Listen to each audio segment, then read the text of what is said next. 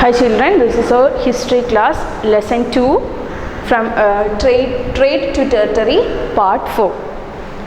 In the last class we have discussed about how the company became the Diwan of the Bengal, and they got the right to collect the revenue from Bengal.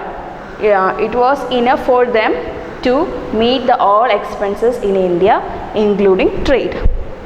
So, after getting Bengal, they started annexing other Indian properties with their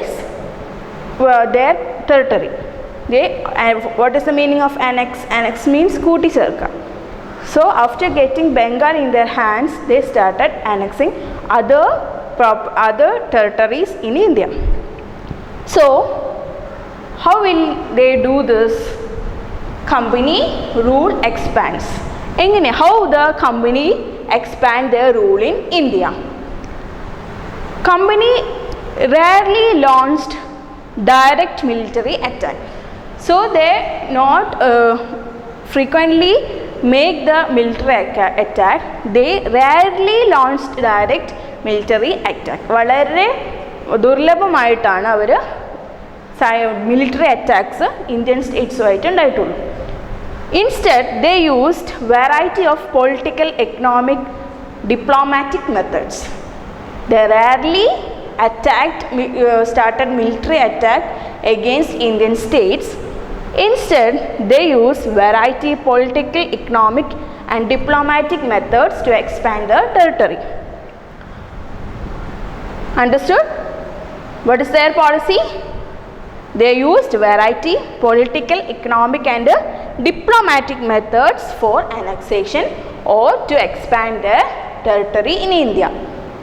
Military attacks were rare and they used political, economic and diplomatic methods for annex their territory in India. Today we discussed two methods of the company for expanding the territory in India. ഇന്ത്യയിലെ അവരുടെ ആധിപത്യം വലുതാക്കാൻ വേണ്ടി അവർ ഉപയോഗിച്ച രണ്ട് techniques or methods ആണ് നമ്മൾ ഈ ക്ലാസ്സിൽ ഡിസ്കസ് ചെയ്തത്. Only 2 methods. The first one was subsidiary alliances. What is this? Subsidiary alliances. This term means the Indian rulers were not allowed to have their independent armed force. According to subsidiary alliance, the Indian rulers were not allowed to have their independent armed force. The Indian rulers were restricted to make their army or അവർക്ക് സ്വന്തമായിട്ട് army ഉണ്ടാക്കാനുള്ള അവകാശം ഉണ്ടായിരുന്നില്ല. Indian rulers were not allowed to have their independent armed forces. They were to be protected by the company. If the Indian rulers want to participate in any battle or want to protect from enemy, the company will provide military troops to that ruler. The ruler was not allowed to maintain an independent armed force, but the company will protect the rulers if he want troops, but had to pay for the subsidiary forces. For maintaining the troops, the ruler was forced to give subsidiary forces or a fixed amount to the company. The ruler was not allowed to maintain an independent armed force, but the company will give troops if the ruler is in need of a troop. For this or for maintaining the troops, the ruler have to pay an amount to the company. If the ruler is failed to give this amount, the territory was taken away or annexed to the British territory. Understood? The ruler was not allowed to maintain a force of himself, but if he needed a troop or if he want to battle, the company will provide troops. company's troops will provide it to the ruler. For maintaining this troop, the ruler should give some amount to the company. If the ruler fail to pay the amount, the territory will taken away and it will annex to the British or company's territory. അതായിരുന്നു subsidiary alliances. Another one was the doctrine of lapse. What is doctrine of lapse? It was introduced by Dalhousie, who was the Governor General of India from 1848 to 1856. Doctrine of lapse is introduced by Dalhousie, who was the Governor General of India from 1848 to 1856. According to doctrine of lapse, if an Indian ruler died without a male son, his or her kingdom would lapse. അതായത് ഇന്ത്യയിലെ ഒരു രാജാവിന് ആൺകുട്ടികളില്ലാതെ അവർ മരിച്ചു പോവുകയാണെങ്കിൽ that territory became lapse and it will annex to British territory, became the part of company's territory. If Indian ruler died without a male son, your ruler, it will be a king or a queen, ആരാണെങ്കിലും. If they having a male son for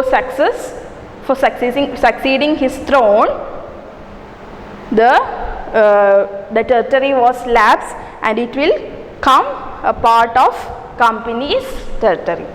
അതായത് ഇത് doctrine of lapse ആണ് ദത്തവകാശ നിരോധന നയം. If the ruler is not have a male son, in the earlier time they will adopt a son or a boy child to succeed his throne. But the Britishers stopped the adoption and they put forward a new law, the doctrine of lapse by Dalhousie. If an Indian ruler died without a male son, the territory will come a part of the company's territory. That was the two policies put forward by the Britishers to expand the territory. The first one was subsidiary alliances. According to subsidiary alliances, the Indian rulers were not allowed to maintain a army, but they were protected by the company's army. For maintaining this company's army, the rulers were forced to give a amount to the company for maintaining the troops. If the rulers failed to pay the amount, the territory was taken away and it will be the part of the company's territory. Another law was the doctrine of lapse. It was during the Dalhousie's period from 1848 to 1856. According to the doctrine of lapse, if an Indian ruler died without a male son, the territory will lapse. That is become a part of company's territory. So according to the doctrine of lapse, so many territories were annexed to the British territory. That was Satara in 1848, Sambalpur in 1850 and Udaipur in 1852 and Nagpur in 1853 and Jhansi in 1854. These were the territories they annexed through the law of doctrine of lapse. This was the two methods adopted by the British to expand the territory. So this is only for today's class. We can meet in the next class. Thank you.